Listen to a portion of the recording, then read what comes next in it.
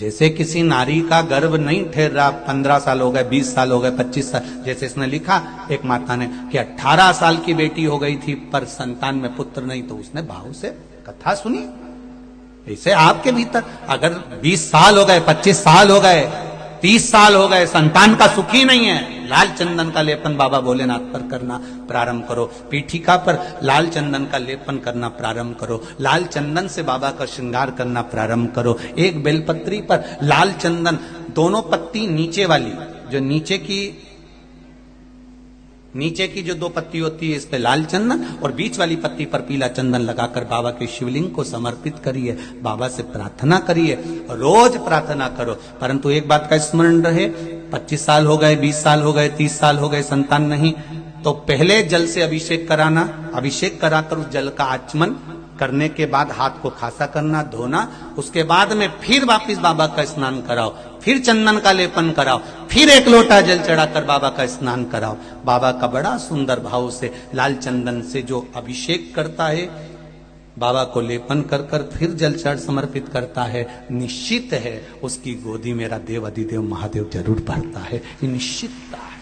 हम तो बेटियों से भी कहते हैं, जिसका विवाह नहीं हो रहा हो, 25 साल, 30 साल, 27 साल, 28 साल, 32 साल, 40 साल हो गए हो, नहीं हो रहा हो बेटा बेटी का विवाह, उसे लाल चंदन का प्रयोग अशोक सुंदरी वाली जगह पर 7 बिंदी लाल चंदन की लगाकर 7 बेलपत्र 7 बिंदी पर रखिए और महाराज अपनी कामना कर कर भगवान से आइए, बाबा देगा, करेगा, 3-4 महीने में विवाह पक्का करेगा। ये लाल चंदन की महत्वता है शिव तत्व।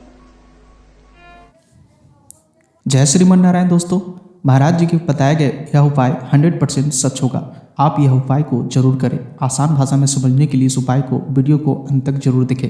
जिस नारी का गर्भ नहीं ठहरता, जिस नारी का विवाह में बार बार अड़चन आ रही है, उनके लिए यह उपाय रामबाण साबित होगा। करना आपको यह है, कृपया ध्यान से इसे सुने। भगवान शिव को लाल चंदन से करना है लेप। कैसे करना है आगे इस वीडियो में मैं बताता हूँ। देखिए, पहली बात आप ध्यान रखें, आपको भगवान शिव को स्नान 1 लोटा जल से करवानी है और उसे हाथ में छानकर यह जल को पी जानी है। दूसरी बात का यह ख्याल रखें, यह है कि 7 बेलपत्र, लाल चंदन और पीली चंदन आपको लेनी है। लाल चंदन से भगवान शिव को लेप करनी है। पूरी तरह अच्छी तरीके से आपको पूरे शिवलिंग को लेप कर देनी है। और 7 बेलपत्र को ध्यान दीजिए अच्छे से, बेलपत्र 3 पत्ती वाली आपको लेना है सिर्फ, ना कि 4 पत्ती 5 पत्ती वाली। और 3 पत्ती वाले बेलपत्र को लेकर 3 पत्ती जो होते हैं बेलपत्र में, वो नीचे वाले जो 2 पत्र जो होते हैं उनमें आपको लाल चंदन लगानी है, यानी कि लाल चंदन का लेप लगानी है। और जो बीच वाली बड़ी पत्ती है उनमें आपको पीला चंदन का लेप लगा देना है और भगवान शिव पर चढ़ा दे और अपनी मनोकामना कह दे। शिवलिंग वाले आगे वाले भाग पर, वही जो अशोक सुंदरी का स्थान है, आपको पता ही होगा कि अशोक सुंदरी भगवान शिव जी की पुत्री है। यह उपाय आप 3 से 4 महीना करें। आपको 3 से 4 महीने के अंदर ही आपको 100% सफलता मिलेगी। आप यह उपाय एक बार अवश्य करें।